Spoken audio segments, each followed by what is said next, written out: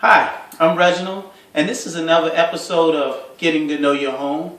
I'd like to once again thank Denise DeMars and Property 13 for allowing me to do these little segments.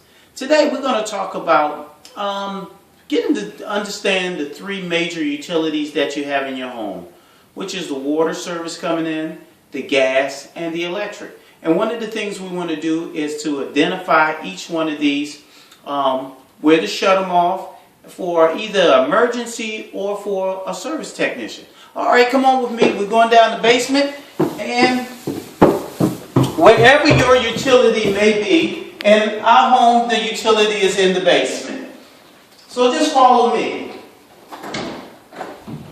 Right here we have used to be an old utility room and we turned it into a little gym for our home. But what I did also was I boxed in our water service. Here you have a 3/4 inch water service that comes in from the street, and it has two shutoff valves, one here and one here. And either one of these valves will actually turn the water off. So if I actually turn this, it's a ball valve. Some of them have a screw type valve like this one here, which actually shuts off the water to the outside spigot. Alright, so I can either turn this here, just 90, these ball valves only turn 90 degrees. And they turn the water off 100% unless something is defective with the valve. So right now, as you can see, the water's off. Hope no one needs to flush the toilet right now.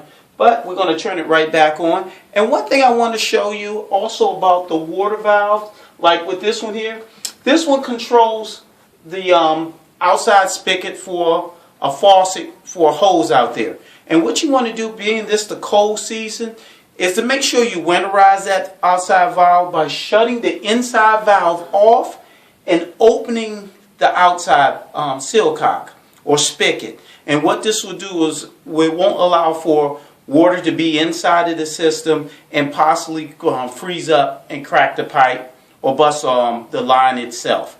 Okay, so we've showed you how this is the main water valve and this is how to shut it off. Like I said again, in the case of an emergency or to show someone that needs to come to your house to do a repair or anything, you at least know where to shut off, and you should let everybody know how to shut off. Next, we go over here to our electrical panel.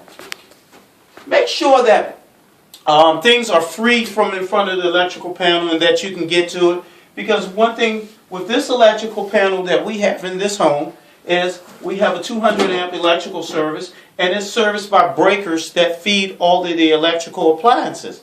And if one of these breakers trip, it will usually go to the center position, and what you do is just turn it completely opposite and then turn it back inward to reset it. Another good thing for the electrical panel is to make sure you clearly identify all of your breakers, so it's easier to identify what went off when it trips a breaker.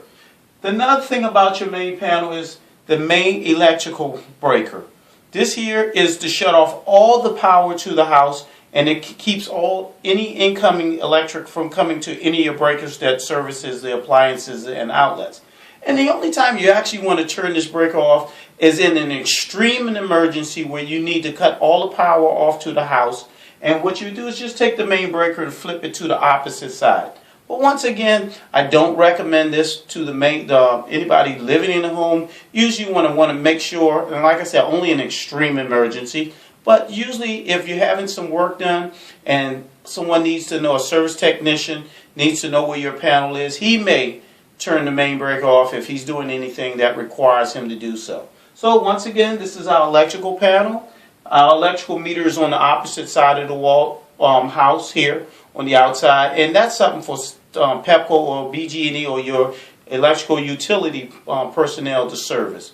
Okay, I'm going to shut this here panel, and next we're going to move to the gas. We're going to do the follow into with me, and we're going to go in here and follow and see where the gas comes into the house. Alright, one of the things, if you're like me, we have a lot of storage space that we use things in the basement. So what I try to always do is make sure I have a clear path to the gas meter in case for any reason it has to be serviced or someone needs to. If there was in case of an actual emergency, there are several places that the gas meter actually can be turned off from. So I'm going to get you a little closer here and We have one shut-off valve that turns a quarter turn here. That's the service. This is on the line side, and this is for the utility company of Washington Gas to service. This is another shut-off here, which is right above the gas meter, which also turns a quarter turn. And that is if the homeowner or a licensed service person needs to turn off the gas to the house to service the house for any type of gas appliance. So once again, and I always want to stress that for the water, your gas, or the electric, whenever shutting off the main valves for those or main stops coming into the house, we want to kind of reserve those for the licensed professionals. But like I said again, it is best still that everyone knows where they are in the case of an extreme emergency and they have to be shut off. So once again, I want to thank you all for allowing me back into your homes and serving again to give a helpful tip and getting to know your house.